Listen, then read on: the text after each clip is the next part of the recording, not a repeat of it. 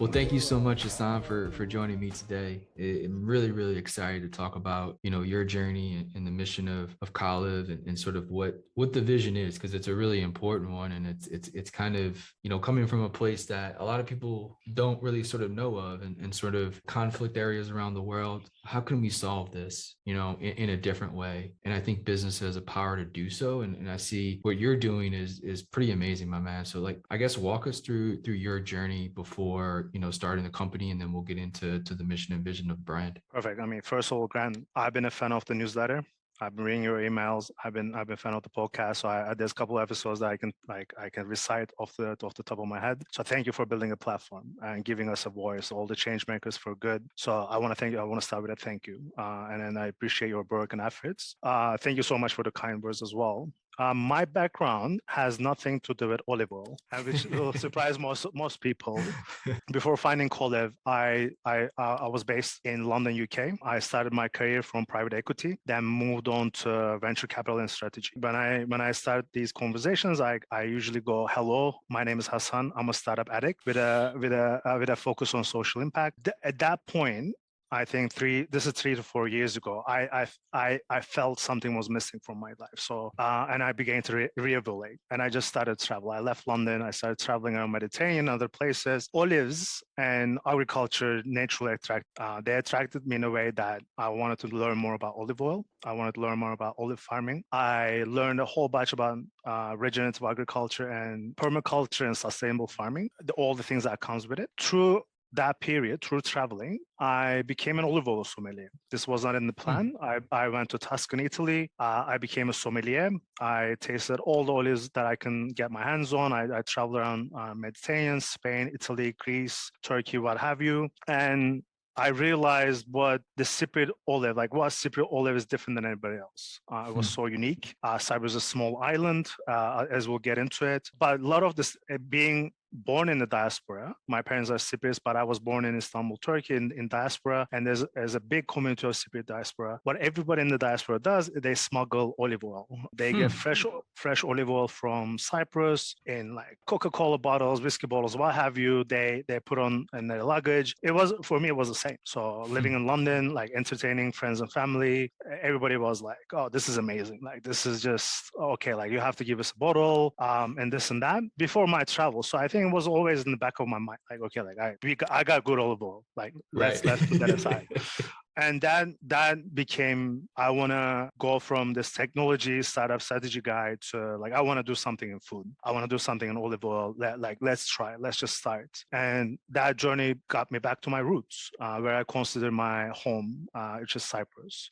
Living in all different places around the world, like the startups I work with are like over a dozen, and they're from all over the place, like in US, London, Asia. So for me, as for someone from the diaspora, as someone from a parents, like a son of immigrants, it was necessary. It was priority to change the world for the better. I understood that I understood the world in a different way. That the connections that I have with people, with humanity, and with places, as I call home, is different than anybody else.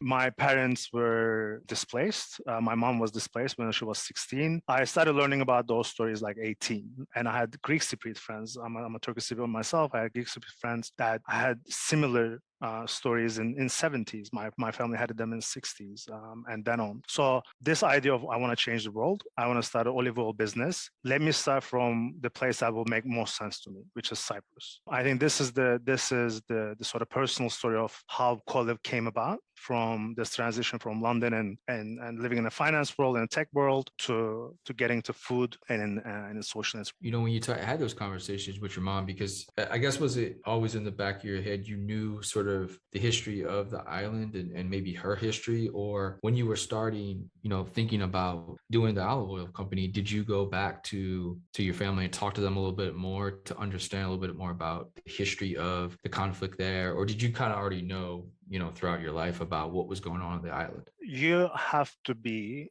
like growing up Cypriot, growing in diaspora, growing an immigrant.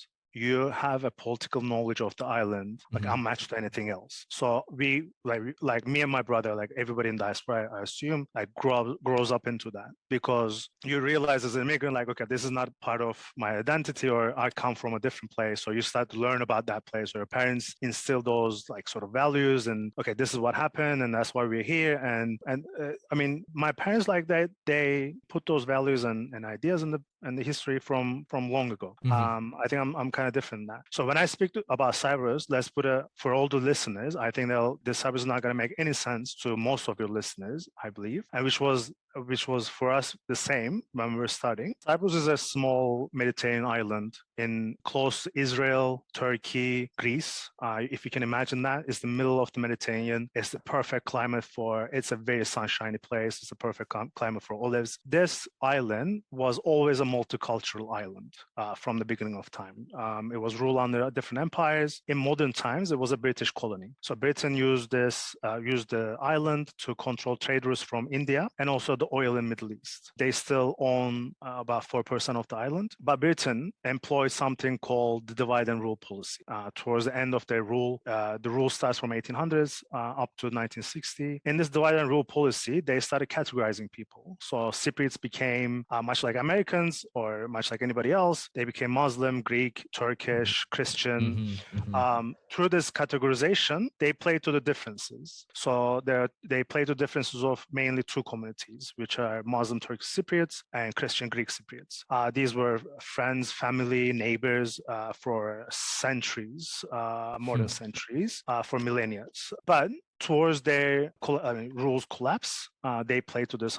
They heightened the differences in identity through that sort of violence and tension. The identities of Cypriots become very heightened as well. They start wearing different. They start talking different, and they start having different ideas as a result of that. Which was Greek Cypriots wanted to unite the island with Greece.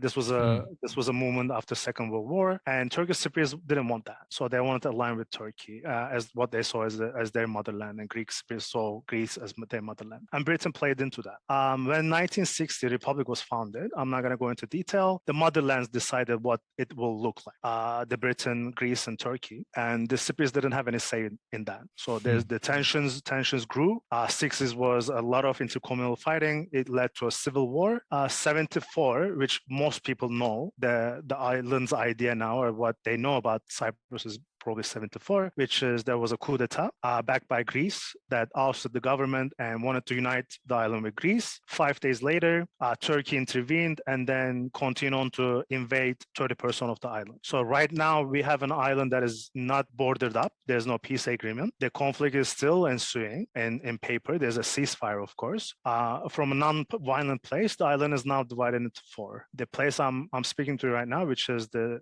Green Line, is called the Green Line. It's a ceasefire line, 112 mile long, couple of kilometers, like couple of miles and wide. It is run by United Nations Peacekeeping Force that separates Turkish Cypriot majority to the north and Greek Cypriot majority to the south.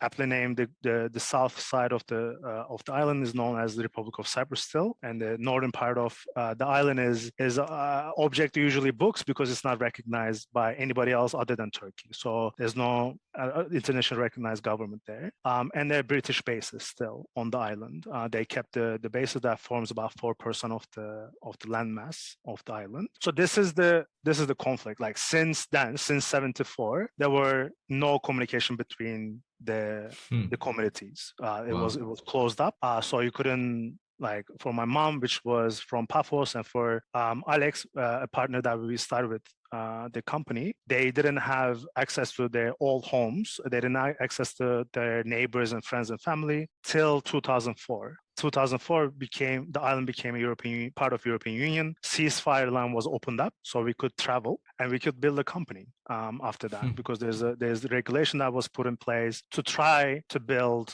these grassroots movements to enable peace, just to enable communication even. And that's where we are with the conflict.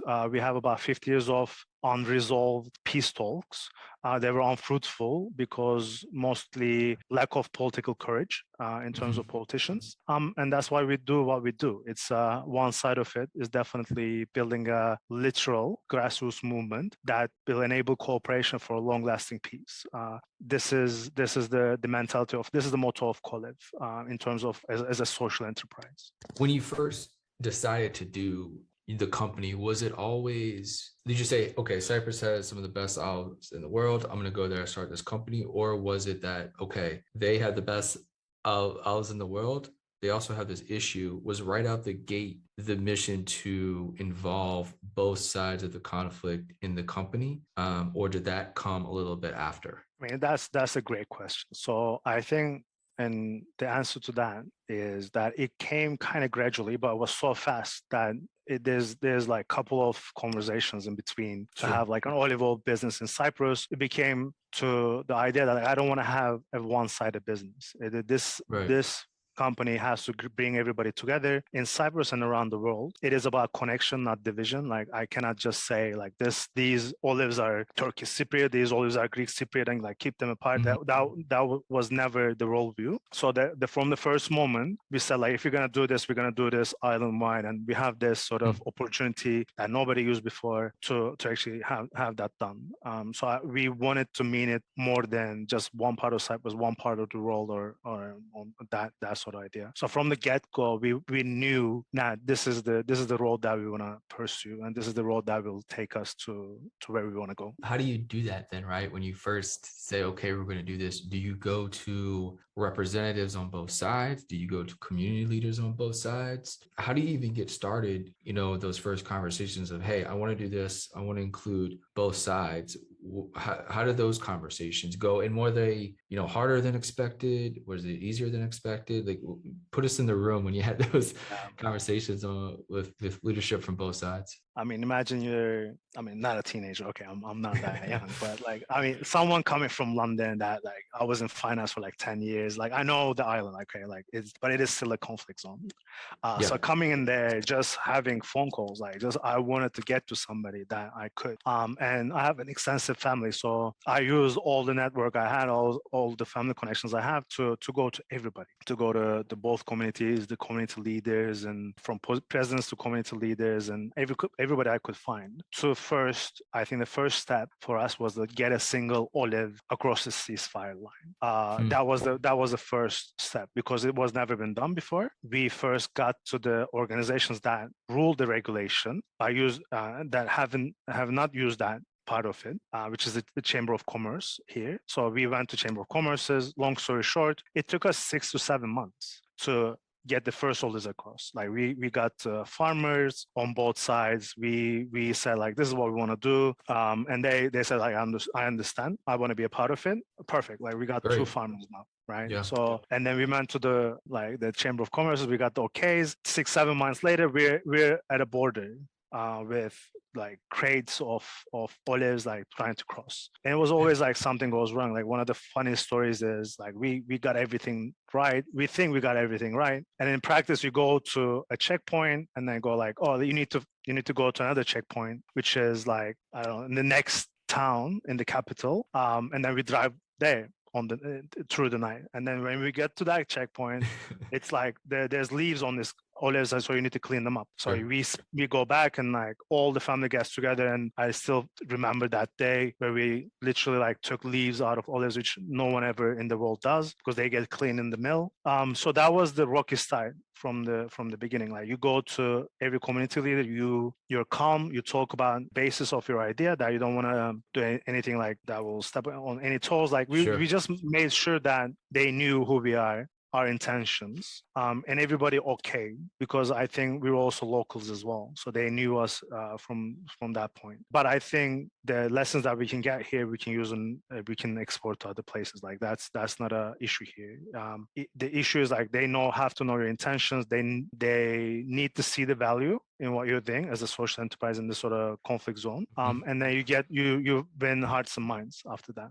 Yeah, it's a process, man. It's such a long, brick by brick, day by day, hour by hour, even, building something like this up, because, any day or any moment in time, it only takes, one person or one day to kind of ruin years of work, if something happens or occurs. What are some of, successes are a tough term to talk about because it's harder to find that because it can be defined differently. But I Yeah. guess, from years just in business and working with both sides, having product around the world, really an amazing feat already. I guess, what has some of the success stories been? I guess, what are you most proud of that the company has accomplished? I mean, so many, but the one thing that like kind of defined us in the past year is we are available. I mean, it's just exciting to say we're available in Whole Foods nationwide, across US, beginning May 2021.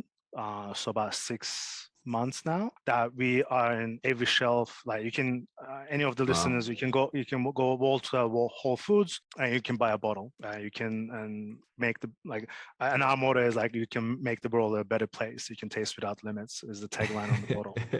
That is what makes a food entrepreneur's heart just like flutter a little bit Yeah. stronger.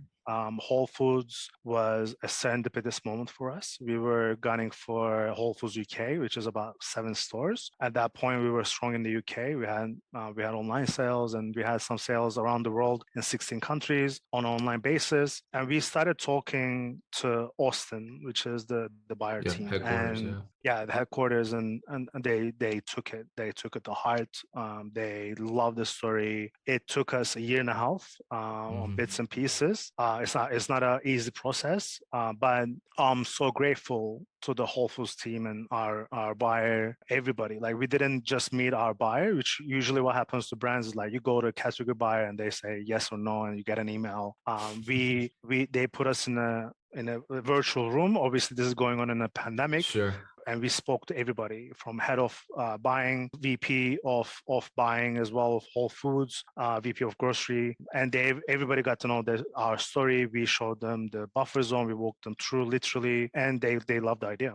They took us on board. They took a risk. They invested in us. We invested back.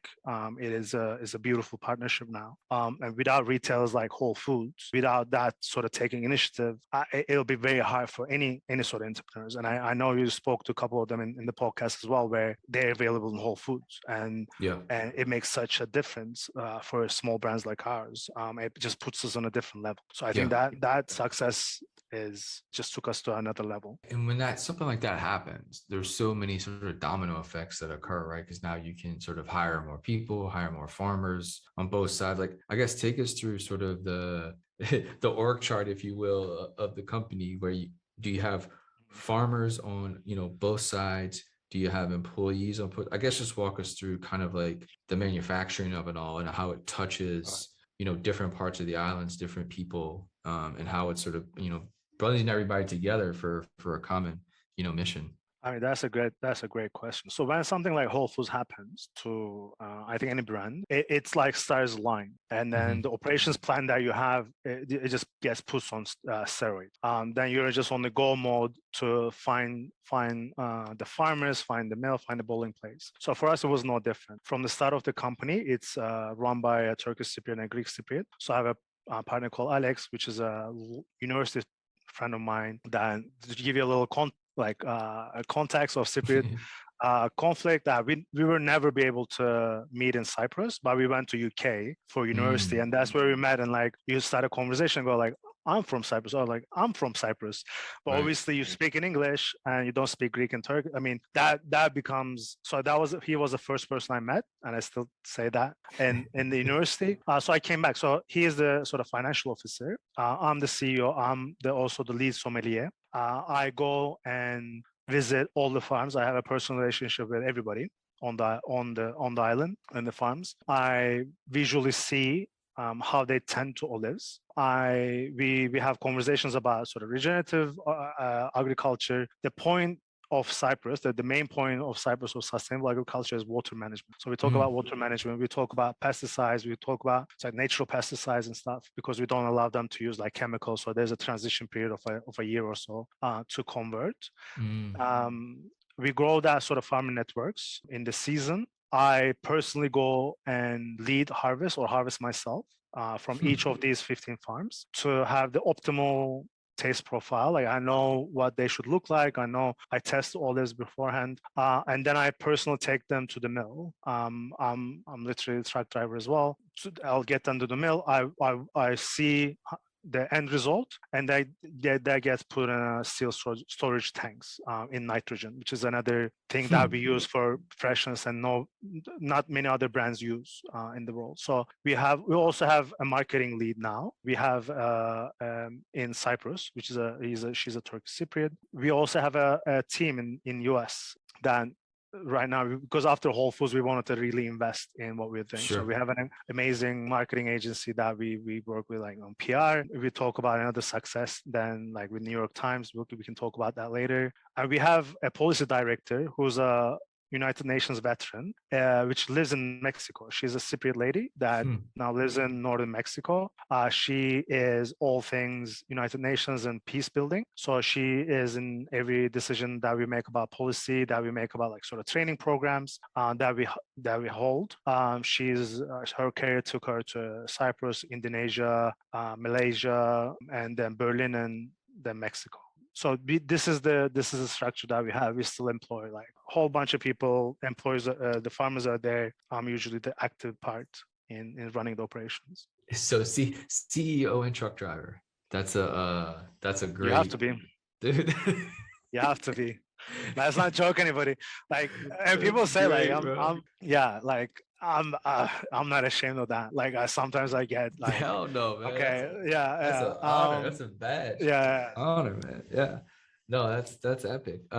Wait, I wanted to see if something like this is even possible. Like, you said you kind of talk with everybody, you meet with everybody. Like, has there been a moment where you've been able to sit, maybe farmers from both sides down and have a conversation with them all together rather than you individually going to them, you individually going to them? Has there been sort of a conversation together with both sides and you and just conversations, right? Like trying to start a sort of a new chapter of the island and the society. I mean, funny you should say that. Is so huge, man. No, seems small, but so big. No. I mean, I agree. I agree, and I mean, thank you for sort of opening that up. It's a perfect segue, and funny you should mention that because we had plans. We still have plans to do that, and then something small happened that called COVID-19, and it completely took everything out, right? So like there was no physical contact. Cyprus was in a lockdown for a period because it's the island mentality. So we really took, like, there's a couple of these cases that happened, and it really went on lockdown for 3-4 months. More than that, the ceasefire line closed for 6 months. There were no crossings. It was this like kind of the old times, right? So we meant what could happen. Like we really felt what the bad times can look like. There's no interaction, there's no communication. Obviously, everything is virtual. We couldn't go to the factory. We couldn't go to our warehouse. So that sort of brought us. Right now, to come back to your farmer question, yes, there are plans to do this online next year through regenerative agriculture. So we found trainers that we absolutely adore. They are experts in olive farming and permaculture and the sort of regenerative agriculture. We're going to have videos. We're going to have an online education seminar that will bring these guys together in different languages. We were supposed to have that in a physical setting where we will go to the farms and demo stuff up, but it's not going to happen. So we changed that to virtual now. That is a plan to bring these guys together on farms. That's great, man. I mean, obviously, in person is so needed. Yeah, but obviously, look, anything at this point, even if it's virtual, right? I mean, there's a first step to everything, and so that's going to be immensely positive. You mentioned sort of regenerative farming a few times, and I've talked to some people, and kind of had a little bit a knowledge into it just from interviewing people and talking to them about their expertise. Talk to us about that sort of, not necessarily a new idea, because it's just kind of going back to traditional farming, right? It's kind of what I've been told, right? It's not really much to it other than going back to sort of the heritage and original way that we made food. Has that been a difficult transition when you talk about, like you said, there's a year process to go from chemical pesticides to natural pesticides. How has that been, when you talk to farmers, and like, are they wanting to do this? They want to go back to this, or they're kind of standoffish, or like, I guess, what are those conversations around regenerative farming? Because it seems to be really getting some momentum now. It is. I mean, there's no question about that. I mean, I hear the podcast. I speak with retailers that they swear by the sort of regen right now. It's like regen ag. I think that's what Yeah. it's becoming labeled as. For farmers, it is a tough road. Like Yeah. I'm not gonna lie. Like not everybody can do that. It requires investment. It requires even to turn a farm to organic, which is much easier than compared to regen, because regen you literally go back to roots and try Yeah. to create a cycle Yeah. that the farm itself can run itself. So you try to minimize all the input that you bring externally. In Cyprus, where we open the door to regen and sustainable agriculture is always water. We have, through climate change, we have longer years of drought. That is even hitting olives now. Olive farming, they can stand anything. Olives are known for that. They can live centuries. There are trees that live more than a millennia, and that's why it's the peace and wisdom tree in ancient Greece and other mythologies and other cultures in the world. That's why it's have a strong place. An olive tree can withstand drought for a couple of years, but we even seen last year that their olive trees are drying up. So this is the first question that we need to address. And if you have solutions to that, and the regen and permaculture does bring some answers here, we start from that point on. Then it becomes a production, and it becomes a cost issue, and we try to talk all about that. Obviously, for regen, you need to really consider the labor cost that goes into it. So Right. you need to really pick and choose what is going on. The regen now, I think the Western world that we talk about now, it is taking a monocrop field, and like obviously having multi-crop system with Yeah. livestock, that is very labor intensive. That exchange is very, very labor intensive. Like if I would suggest all the listeners to go like the little farm, the biggest little farm, I think, and they document that change in US. So I can point them at there, and like just trying to read all about it, all the farmers and all the people that are interested, because it's not an easy change. It's a change I Yeah. think we should do,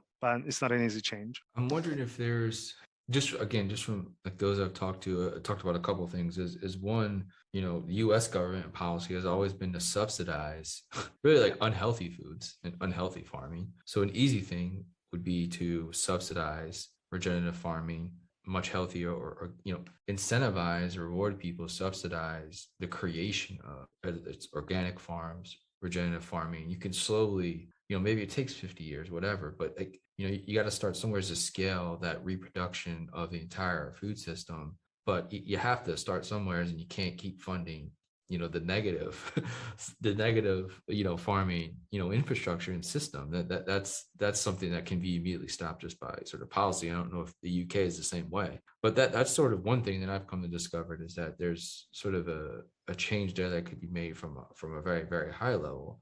And then the other one would be, you mentioned labor intensive. If there is technology that can sort of help with that, right, can help, scale and distribute the ease of taking that sort of labor intensive away, where you can use technology to embed regenerative farming into farms. And maybe that's what subsidizes the technology that enables these farms to become regenerative, with sort of less labor, less intense on the human side of things. That way the change can happen much faster. But again, I don't know if you've seen anything from that side of stuff where there's a possibility that we can, go back to, traditional farming, but have technology enable that. So how long do you have? As long as you want, man. Right. How long do you have? Like I can talk to this for a very long time, but let me start from the consumer perspective, which is the key, I think, to solving this with food businesses, right? So there's a big in US and EU. Like I'm gonna forget about UK because I used to live there, but I don't. Sure.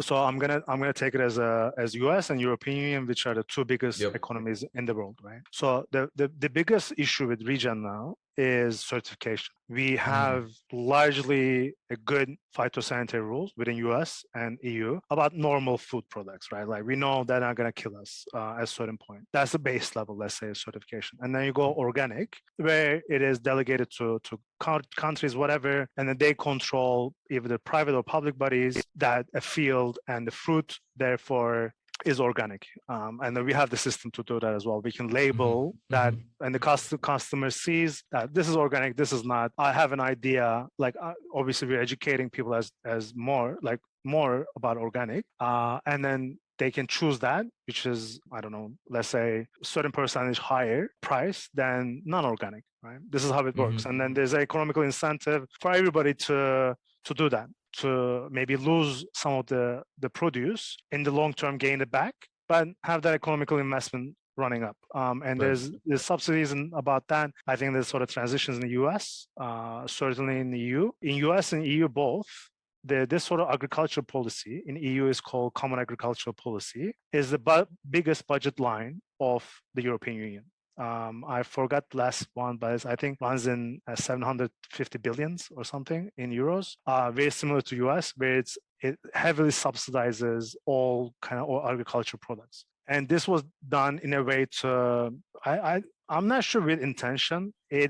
It always led to this sort of industrial agricultural complex that runs on monocrops, right? Like that you have a cornfield that you'll have it as long as you can have that before the land depletes.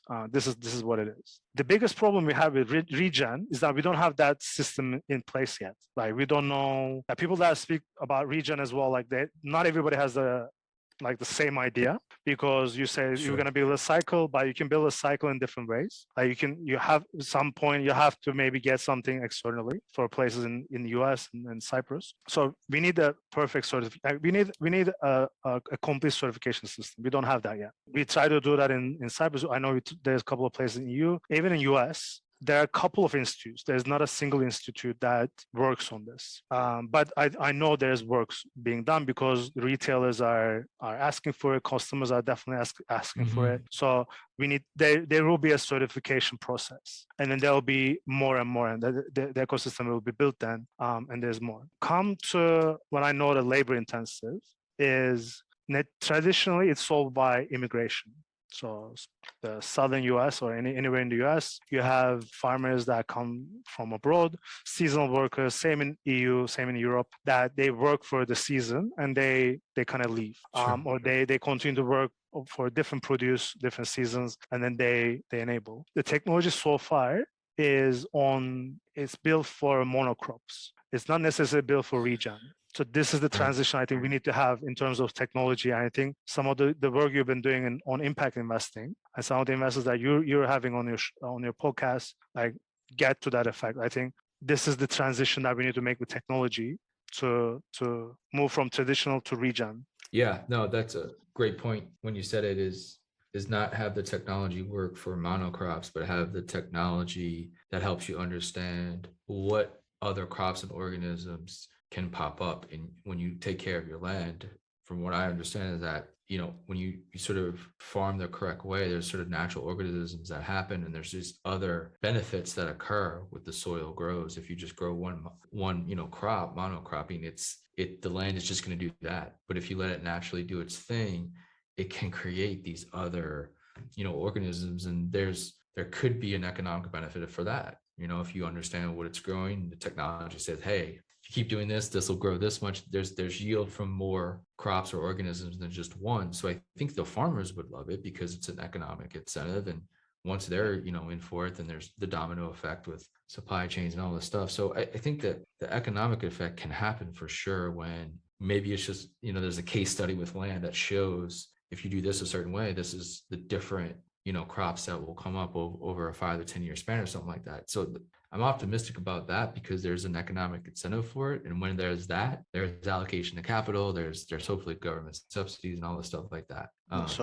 Certainly. I'd like to end on the final question about the future, my man. And I know it's been a cool, interesting journey for you so far, but when you look sort of, 5 to 10 years down the line, what does success look like for you? When you sort of take a break and have a glass of wine or a beer or some tea or whatever your fix is. Yeah. In a decade, what do you want to sit down and have accomplished at that point? That's a great question. So usually my 5-10 year plan is we do more of the work that we're doing in the short term. I wanna build on Whole Foods. I Hmm. wanna I wanna build a velocity there, and I wanna build on Nation Channel. Down the road, the 10% fund that we reserve for NGOs and social entrepreneurship, it goes to nonprofits that I want to mention here. So one of them Great. is on social entrepreneurship is Cyprus Inno. They build networks and technology to enable entrepreneurs to become peacemakers.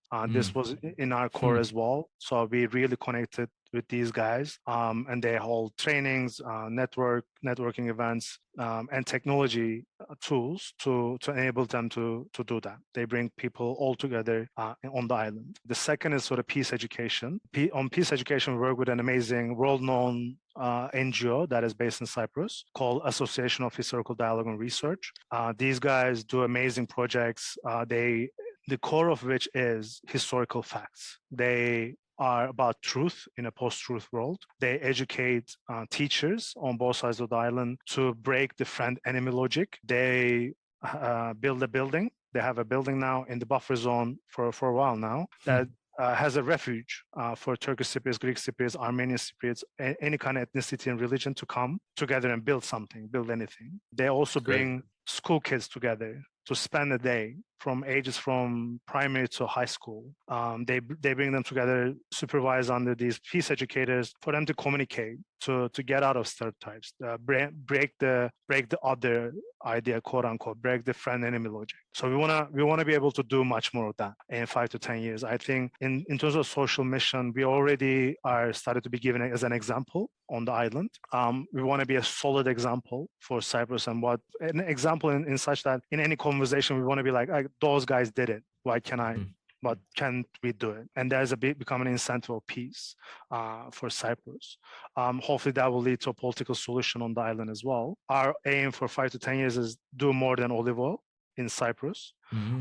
We're trying to we always have different food products in our mind to do it and talk about region, because it's the farmers that we want to convert, they want to do other stuff as well. They want to do other food products. But the second is like we want to expand. There are other war zones and conflict zones that I think we can export the idea of peace, cooperation for long-lasting peace, because we live in a divided world.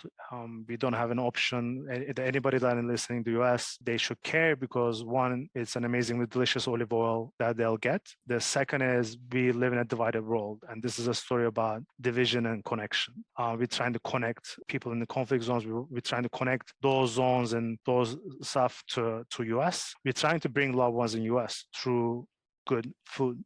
So in 5 to 10 years, we want to be a known brand, but we want to be able to, we want to see ourselves expanding in a couple of zones that we Yep. can sort of connect. I love it, my man. Well, thank you so much, Hasan. This has been a beautiful conversation, man. I'm so excited we got to do it, and best of luck to you and the team in the future. Just every day, man, keep doing what you're doing. It's phenomenal. It's inspiring, and it's just best of luck, man. And tell the team that I'm grateful for all they're doing, and hope we can inspire a few other people with this conversation. So I appreciate your time. Thank you, Grant. Like I'm grateful. I'm looking for the next episode as well. Now, everybody's saying hi. Like they're very grateful for your work. I just keep at it. Take care. I hope we see you soon.